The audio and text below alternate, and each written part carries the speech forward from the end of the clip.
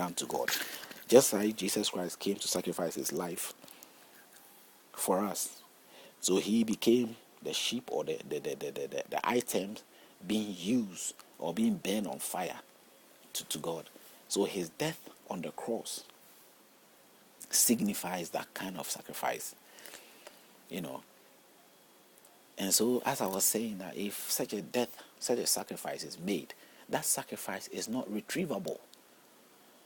That the sacrifice that Noah made were not retrievable. Noah has made a sacrifice, he's given it to God. He can't have it back. Those things he killed or he slaughtered and put there, he cannot have it back.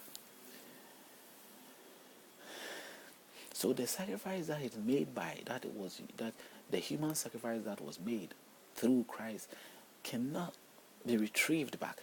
Now let's say it can't be retrieved back. If it's being retrieved back, it's not bad or good. I'm not thinking along that line. There are two sides of the Jewish people who believe in resurrection and those who do not believe in resurrection. You know. So the thing is, those who believe in resurrection, if I was to have a solid truth that will sort of solidify my faith, in a sense, to see that resurrection is true, then I have to accept the fact that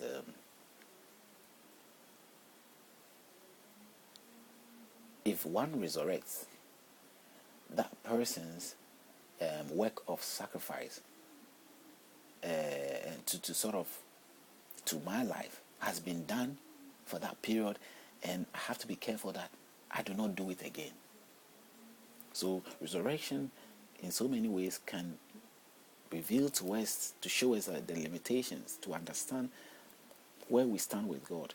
If Jesus resurrected, all people who believe in him must get one thing clear, that since he has resurrected, he cleared your sins, you are forgiven, you start afresh. Don't commit the same things that you did that took you to prison, that make you become captive. Don't be ended up into that captivative state. Don't get back into that situation, because if you get back there, he has to come and save you again or something. But the man is gone. He came to do a work, he's gone. He has robbed your sins away, he's gone. So you don't need to do that. But we do whatever we claim to be cleansed of, we do it. We repeat it every day of our life. And yet we claim the resurrection. If we don't claim the resurrection, that the man did not resurrect, then you are more on the grounds of faith, which your faith is more understandable, because the man then is dead and the sacrifice has been made for you. So continually he still sort of stand to save your soul, because he's still dead.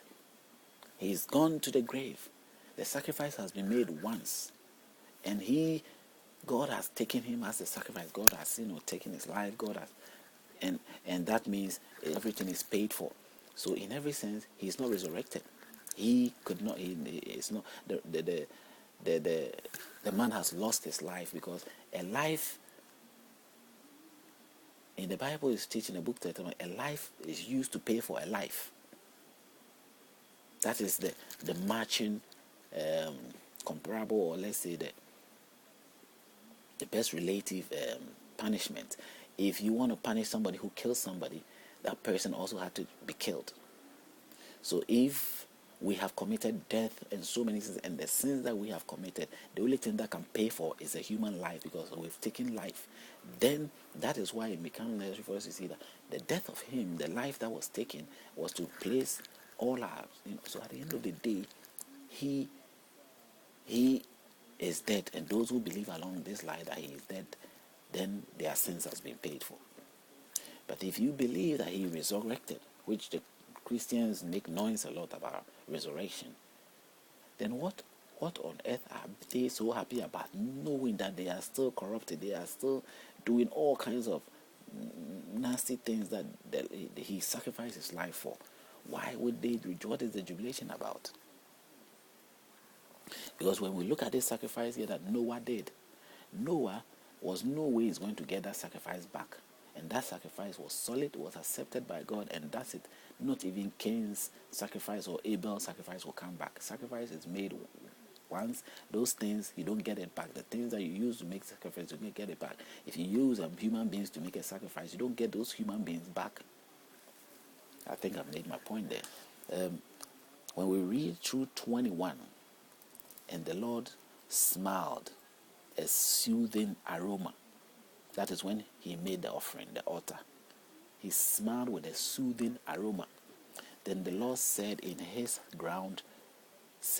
heart, God said in his heart, I will never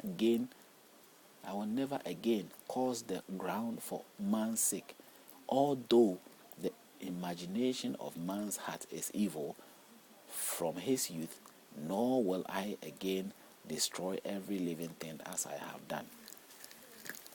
You know, this offering, according to the storyline, the offering has changed God's mind to sort of forget about even if a man's heart is wicked, even if, let's say, Noah himself heart becomes wicked, God doesn't not make it, he'll make it an issue any longer.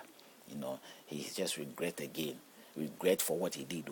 He regrets by creating man, and he destroyed man. He regrets destroying man. So God is regretting in everything that he do. Anything that he do, he regrets. Why? Jehovah is regretting too much. I will never again cause the ground to do that. You know, he was happy with the blessing. Again, destroyed every living thing. He will never do that again. Why? While the earth remains, if it's okay with the things that they were doing, why would you destroy them? Why would he kill people if he knew that whatever wrong things that they did was okay? I mean, it's acceptable. Why was he going to make it an issue? Now he could forgive and not make it an issue. But before then, he didn't want to forgive and he made an issue out of it. Okay, 22 says, while the earth remains, seed time and harvest, cold and heat, winter and summer, and the day and the night shall not cease. So God blessed Noah and his sons and said to them, be fruitful and multiply and fill the earth. This is chapter 9. God blessed Noah. He said, be fruitful and multiply and fill the earth.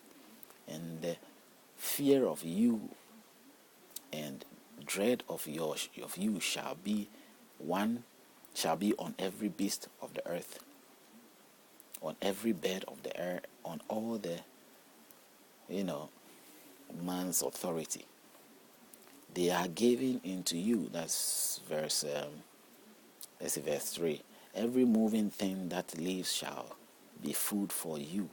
I have given you all things, even as the green herbs, but you shall not eat flesh with its life, that is its blood. Surely for your lifeblood I will demand a reckoning. From the hand of every beast I will require it, and from the hand of a man, from the hand of every man's brother I will require the life of a man. And this is what I was talking about. If you take a man's life, God will take your life in the same manner. This is what he was telling Noah. Now, it is written here in the book from what I was saying. Because I've read through before, it comes by natural means, memory. It just comes by knowing what is already there. But I probably won't get to the verse and quotations, the loads of verses and quotations. But as I reread on, it comes up, as you see, it's just not too long away from when we talked about it. He says, you will not, if you everything I've given you to eat, the life, but you will not eat the blood in it. And you must know that it is for reckoning. If you take a blood, I'll take a blood from you. If you take a man's life, I'll take a man's life from you. If you take a beast, you take from the hand of every beast, I will require it, and from the hand of every man I will